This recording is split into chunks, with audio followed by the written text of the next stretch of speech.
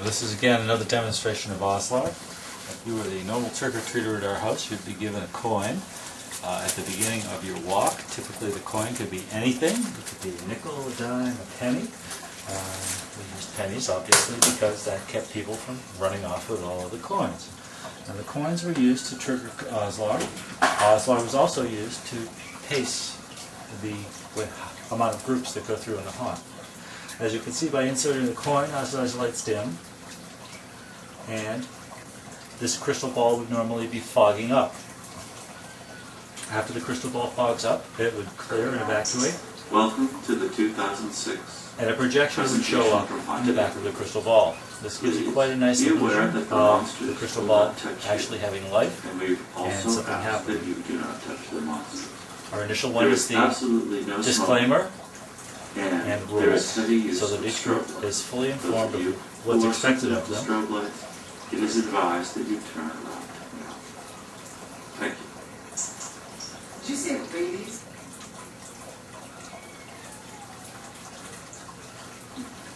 Go away. Don't come back, or you will have a heart attack.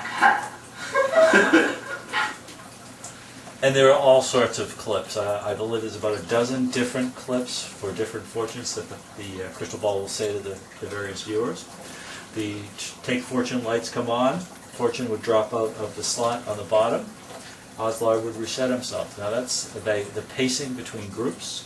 It worked out great last year.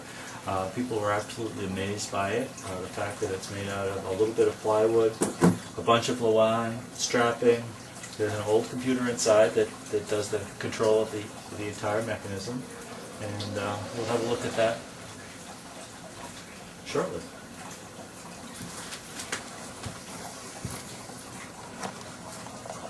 Now we'll take a walk around back and see what makes Oszlar tick. Go around him. He is fully waterproof, rain resistance. We had a couple good rainstorms. He just sat out there and weathered the storm quite nicely. The back, a couple of doors on the back, the top and the bottom, so that you can get in, access everything.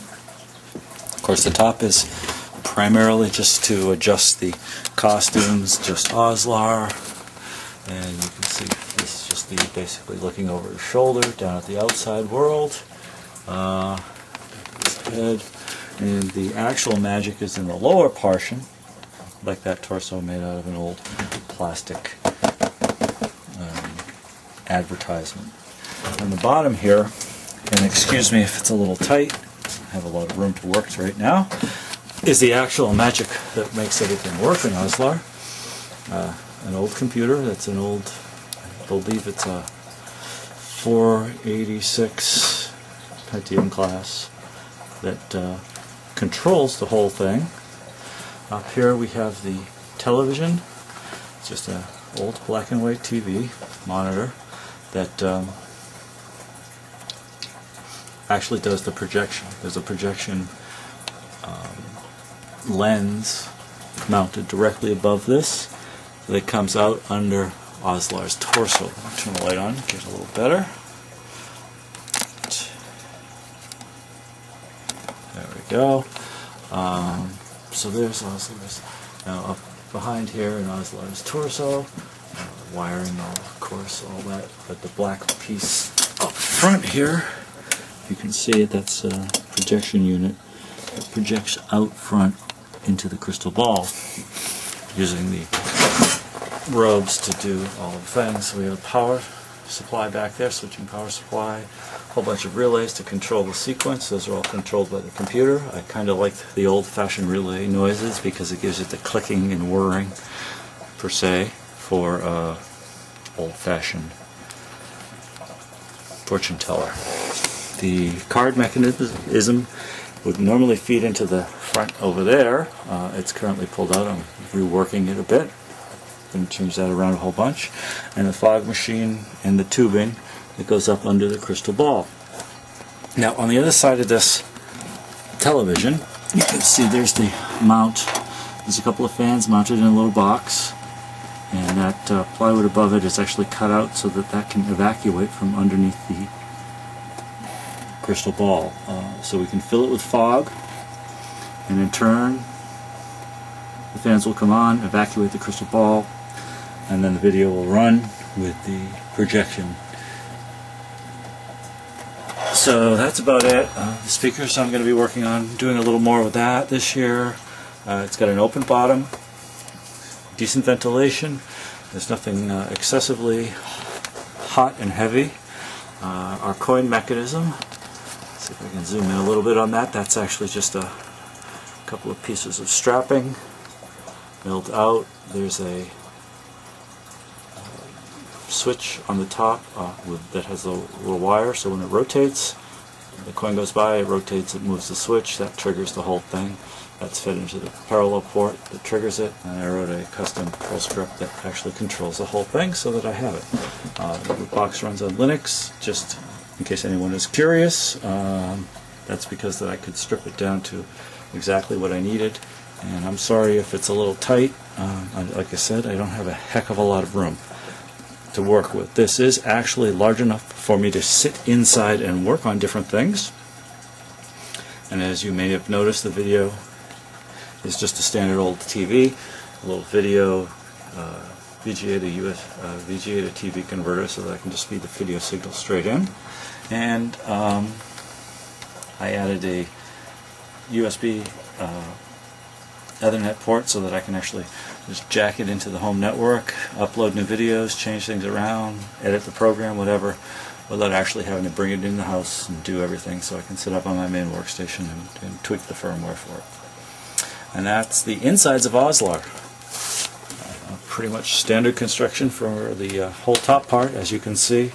And a little foam, a little PVC tubing, some plastic pieces, a nice Halloween mask. I don't know if I can get around here. That was from Spencer's one year. As you can see, he's pretty good size in comparison to me.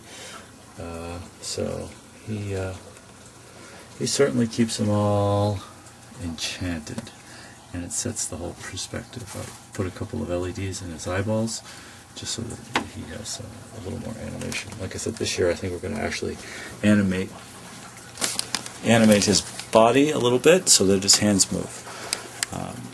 And that's about it. Like I said, that's our baby from last year, the big project. And as we go forward, we'll keep doing new and different things. Just an FYI, the whole cost of this unit was probably around $200 in materials. That's including the plexiglass. Plexiglasses were probably the most expensive pieces in it because of their size, and the rest of the materials, Luan, strapping. I think I used 4 2x4s for the basic frame on the inside there. You can see up and around, and ripped it in half, cut it down. Those are 4 foot by 4 foot cubes. They actually run a little bigger. If I were to do this again, I would probably make it 6 to 8 inches narrower than it is. Then I could move it into different locations and actually store him where I want.